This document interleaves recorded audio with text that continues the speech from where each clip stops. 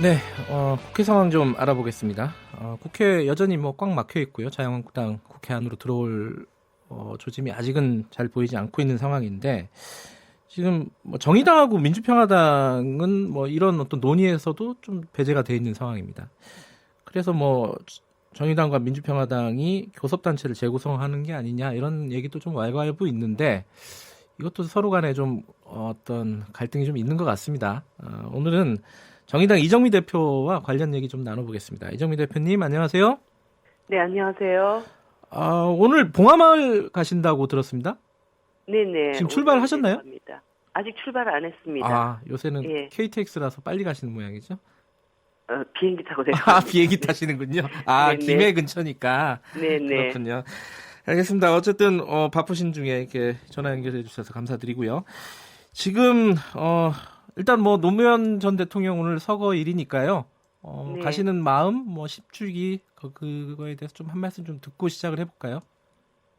이번 10주기 네, 추도식 주제가 새로운 노무현입니다. 네, 이제까지 너무 많은 국민들이 이제 슬픔의 10년을 지나왔다면, 네, 앞으로는 노 전 대통령이 그렸던 정의로운 나라를 향해 가자는 그런 결심이 담긴 슬로건이라고 저는 받아들이고 있고요. 네, 끝없이 불굴의 정치개혁가로서의 노무현, 그리고 복지국가를 만들려고 노력했던 노무현, 그리고 끝없는 자기 성찰을 해왔던 노무현, 이러한 정신을 정의당이 어떻게 잘 받아 안고 네, 정치개혁과 복지국가 완성, 그리고 노동 존중의 사회로 나갈 것인가, 이런 생각을 하게 되는 하루입니다. 예. 잘 다녀오시고요. 사실 이제 최근에 5.18 이제 추도식도 있고 추모식도 있었고 오늘 이제 노무현 전 대통령 서거도 있었는데 5.18 관련해 가지고요. 네. 저번에 라디오 방송에 이정미 대표께서 출연하셔가지고 황교안 자유한국당 대표에게 사이코패스 같은 어떤 그런 행동이다라는 취지의 발언을 하셨잖아요. 네네. 그 부분은 이게 좀 논란이 됐었는데 네. 어떻게 지금 생각은 여전하신 건가요? 제가 황 대표를 직접 사이코패스라고 얘기를 한 적은 없습니다. 네, 타인의 고통에 공감하지 못하는 네, 그런 것을 사이코패스라고 하는데, 지금 이미 5.18 광주에 대해서 네, 전두환 씨가 직접 내려가서 국민들을 향해서 사살 명령을 내렸고, 네, 또 그 과정에서 뭐 헬기에서는 직접 사격이 있었고, 이런 건 진실들이 다 드러나고 있지 않습니까? 그럼에도 불구하고 광주 시민들을 폭도로 규정했고, 또 북한군의 침투라고 얘기하면서 민주화 운동을 폄훼하면서 그 과정에서 수많은 희생자들을 두 번, 세 번 네, 정말 대검으로 가슴을 찌르는 듯한 이런 망언들을 쏟아놓은 자당의 국회의원들 예, 징계 처리 지금도 안 하고 있습니다. 네, 그러면서도 또 거기는 아무 일 없다는 듯이 내려가는 거, 이거는 5.18 희생자들과 음, 유족들에 대한, 정말 그분들이 겪고 있는 고통에 대해서 어떤 감정도 느끼지 못하는 음, 그런 상태가 아니고서는 이해가 될 수 없다. 음, 저는 그런 말씀을 드린 것이고요. 네, 뭐 당시에 5.18 내려갈 때 지금은 뭐 바빠서 못하지만 네, 사후에 징계 처리하겠다 얘기하셨지만, 지금 벌써 며칠이 지났습니까? 그 당 안에서 지금 징계 논의에 착수했다라는 얘기를 저는 지금도 듣고 있지 못합니다. 음, 그런 부분들을 네, 정말 자유한국당이 지금 어떻게 반성하고 이 문제를 처리해 나갈지 국민들이 다 지켜보고 있다는 사실, 이것을 잘 받아들이셨으면 합니다. 네. 그 자유한국당이 그 국회 밖으로 나가 있는 상황이고 여야 3당이라고 해야 되나요? 그 교섭단체 네. 민주당하고 자유한국당하고 바른미래당 이쪽에서는 뭐 물밑에서 좀 대화를 하고 있는 것 같아요. 저번에 뭐 원내대표 호프 회동도 있었고요. 네. 진행이 되고 있는 거를 사실 좀 약간 한 발 떨어져서 보고 계신 거잖아요. 정의당 입장에서는. 이게 네. 어떻게 보고 계십니까? 지금 이 상황을? 국회를 정상화 시키려면 뭐 네. 물밑에서 한 번만 만나서 되겠습니까? 세 번, 네 번 예, 만나서 그렇죠. 정상화를 하면 되는데, 예. 좋은데, 지난번 호프 미팅 경우에는 네. 저는 뭐 순서가 좀 잘못됐다고 봅니다. 음. 나경원 대표가 지금 3당 호프회동에 나갈 때가 아니라 네. 황교안 대표랑 두 분이 앉아서 막걸리를 드시든 맥주를 마시든 이 수렁에 빠진 정국을 어떻게 책임질 것인지 네. 두 분이 뭔가 논의를 좀 하셔야 됩니다. 음흠. 나 원내대표는 뭐 국회 정상화 얘기를 하지만 여전히 황교안 대표는 이렇게 국회 바깥을 떠돌면서 네. 정말 뭐 대통령 김정은 대변인 이야기만 계속 떠들고 있고 네네. 이런 상황에서 자유한국당이 어떤 방향으로 갈 것인지 갈피를 못 잡고 있지 않은가 이런 생각이 듭니다. 본인들이 국회로 들어오기 위한 어떤 준비도 돼 있지 않은 상태에서 뭐 호프 마셔가지고 뭐 무슨 일이 해결이 되겠습니까? 결과적으로는 이 과정에서 5당 원내대표 회동을 무산시키고 3당끼리 호프 미팅 하면서 마치 네. 자유한국당이 대단히 대접받을 위치에 있다는 것처럼 착각을 하게 됐고 그 과정에서 결국은 호프 미팅 이틀 만에 나경원 원내대표가 패스트트랙에 대해서 유감 정도로 국회 들어가는 건 우습다. 대충 국회 열면 안 되고 패스트트랙을 완전히 철회해라. 이런 식의 적반하장의 발언이 지금 나오고 있습니다. 네.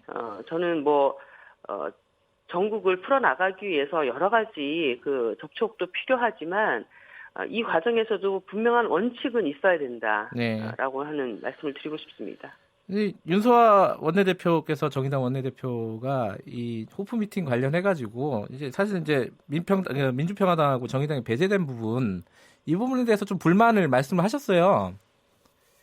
이게 사실 뭐 교섭단체 세 당이 만나는 것 자체가 문제라기보다는 네. 아까 말씀드렸던 것처럼 국회의장님이 5당 원내대표 회동 일정을 잡았고 그것이 진행되기로 되어 있었던 것을 자유한국당이 일방적으로 무산시키지 않았습니까? 예. 그런 논의는 또 무산시키고 아무 알맹이도 없는 호프회동 통해 가지고 뭔가 변주구를 올리고 네. 결국은 사과를 해야 될 사람이 사과를 받겠다고 하는 식 네. 이런 식의 과정들이 이어지다 보니까 예. 이것에 대해서 도대체 방식도 그리고 내용도 이게 너무 나이브한 거 아니냐 이런 네. 문제 제기를 했다고 생각합니다. 그게 이제 뭐 현실적으로 교섭단체가 아니니까 이 서러운 일이 좀 발생하는 거 아닙니까, 사실? 그죠? 네, 그 민주평화당하고 교섭단체 재구성하는 거 이거 되는 겁니까, 안 되는 겁니까? 이게 뭐 얘기들이 왔다 갔다 좀 있긴 있는 것 같은데. 정의당은 사실 일관되게 예. 공동교섭단체를 구성을 해서 국회 내 가장 개혁적인 교섭단체가 민생개혁을 이끄는 견인차가 되겠다 이런 말씀을 드려왔습니다. 네. 뭐 지난번 창원성산 선거도 노 대표님 자리를 우리가 지키겠다는 것도 있었지만 네. 한석을 꼭 다시 되찾아와서 네. 교섭단체 구성의 요건을 갖추겠다고 한 것인데요. 네. 민주평화당 지금 원내대표님이 바뀌면서 예. 교섭단체를 안 하겠다고 했다가 또 그렇죠. 하겠다고 했다가 또 다시 안 하겠다고 했다가 이게 이제 당 내가 굉장히 복잡하신 것 같습니다. 네. 그래서 지금은 민주평화당 내부에 14분의 의원들께서 예. 지금 이 국면에서 네.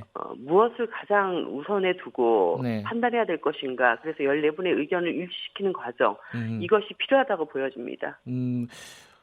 혹시 뭐 공식적으로 뭐 이 관련해서 논의를 하자 이런 제안이 온 건 없나요?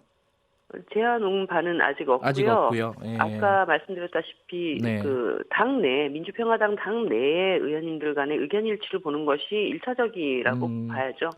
그 현실적으로 좀 어렵지 않느냐라고 평가하는 쪽도 있는 것 같더라고요. 이게 그 정의당 입장에서는 그쪽에서 합의만 돼서 오기만 하면은 받아주겠다 이런 뜻인가요?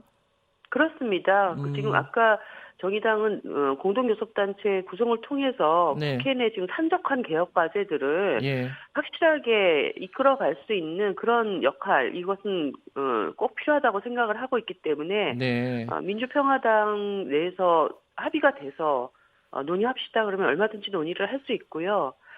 다만 지금 그 당 내부의 사정에 대해서 저희가 관여를 할 수 있는 그렇죠. 그런 위치에는 서 있지 않으니까 지켜보고 있는 상황입니다. 근데 박지원 의원 같은 경우에는요, 바른미래당하고 교섭단체 구성을 한번 좀 해보자 합쳐가지고 뭐 이런 식의 또 얘기가 좀 흘러나오던데 이런 건 어떻게 보십니까?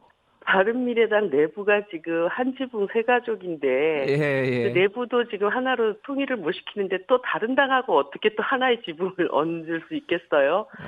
그거는 제가 볼 때는 뭐 난망한 일이 아닐까 싶습니다.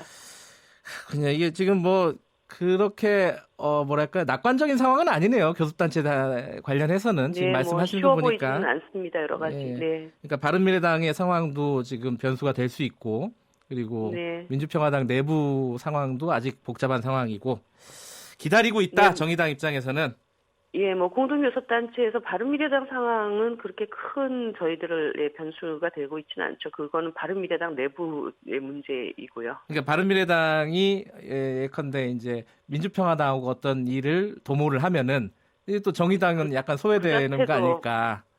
그 자체도 저는 뭐 가능한 일은 아닐 거라고 보고 있습니다. 근데 이렇게 지금 복잡하니까요. 민주평화당도 네. 그렇고, 뭐 특히 이제 바른미래당이 그렇고, 이 상황에서 지금 원래 이제 패스트트랙에 올릴 때는 뭐 여야 사당이 사실 연대가 이루어진 거 아니겠습니까? 근데 그 연대가 사실상 좀 깨지는 거 아니냐, 이렇게 당내 상황들이 복잡해지면서 이 상황은 좀 걱정스러운 상황 아니냐, 패스트트랙 그 추진하는 쪽에서 보면은 어떻게 보십니까, 이거? 뭐 민주평화당은 일관되게 패스트트랙에 이제 함께 해왔었고 예. 바른미래당 태도가 뭐 문제일 텐데요. 네.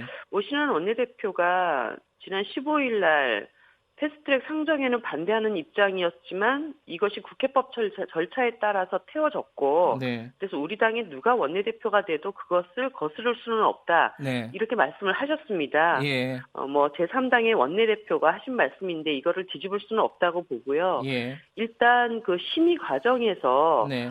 올라가 있는 패스트트랙 원안에 대한 조정이 뭐 있을 수는 있겠지만 이미 이 절차에 들어간 것을 무의로 돌리거나 예. 이것을 뭐 중단시키거나 네. 이럴 수 있는 방식은 없습니다. 그렇기 예. 때문에 애초에 국민들에게 약속드린 바대로 예. 차질 없이 이것이 이루어지도록 하는 것이 모든 당들의 도리라고 저는 보고 있습니다. 마지막으로 짧게 요건 하나 여쭤볼게요. 그 다른 당들에서 지금 의원 정수 확대 얘기들이 좀 나오고 있잖아요. 확대해야 되는 거 아니냐. 요거 정의당 입장은 어떻습니까? 사실 정의당이 애초에 선거개혁안을 냈을 때는 의원 정수를 확대하고 의원들의 세비를 축소해서 좀 더 국민들을 위해서 봉사할 수 있는 의원들을 바르게 선출하고 제대로 일하게 하자 이렇게 이제 제안을 했습니다. 근데 결국 뭐 국민들의 여론도 있었고 사당의 합의 과정에서 뭐 다른 당들이 다 의원 정수 확대에 대해서 부정적이고 소극적이었기 때문에 이제 이렇게 왔는데요. 결과적으로 다시 그 자신의 지역구가 축소되냐 마냐 이런 이해관계 때문에 의원 정수 문제를 논의하게 됨으로 인해서 이 사당 합의의 어떤 그 과정들에서 충분히 논의됐던 것이 또 이제 조금 복잡한 국면으로 가고 있습니다. 아무튼 그 선거제 개혁 논의를 심의하는 과정에서 어떤 것이 적절한 방안인지에 대한 논의는 조금 더 해봐야 된다고 봅니다. 알겠습니다. 오늘 말씀 감사합니다. 네. 네, 봉화마을 잘 다녀오시고요. 정의당 이정미 대표였습니다.